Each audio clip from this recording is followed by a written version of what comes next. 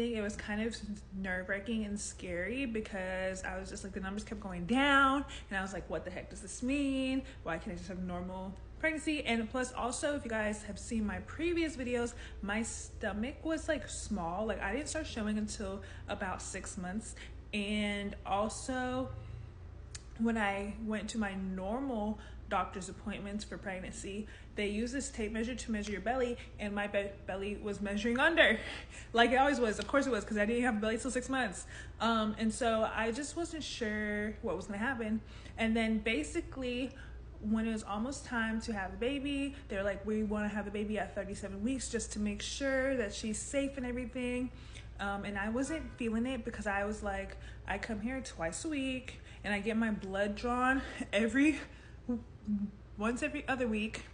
And I'm like, I'm here all the time. If something goes wrong, y'all will probably catch it. And I don't really want to give birth at 37 weeks. And they were like, okay, if she starts gaining weight, we'll see what we can work out.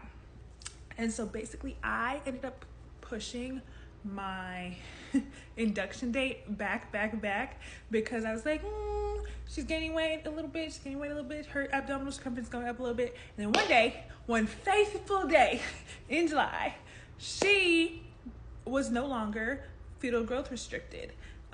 She beat it by like 1%, and I was like, oh, praise the Lord. I wanted to give birth.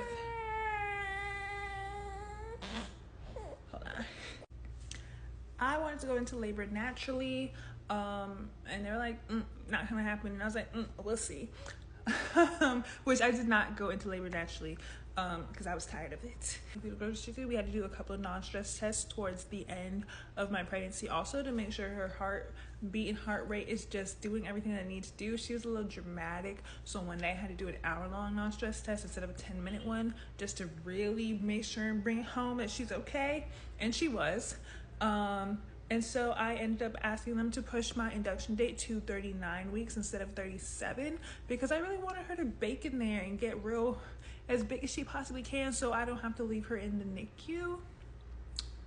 I'm not telling y'all to listen to what I did, but that is what I did. So for any mom out there going through the FGR, iugr experience, I would definitely say to not be afraid to advocate for yourself. I really knew that I did not want to be inducted at 37 weeks. And although the people at the ultrasound place was really trying to push it on me, I ultimately was the one making the decision. And they will kind of make it seem like you are not in charge of making that decision. And like, if you don't go with it, you're making the worst decision possible for your child. But trust yourself.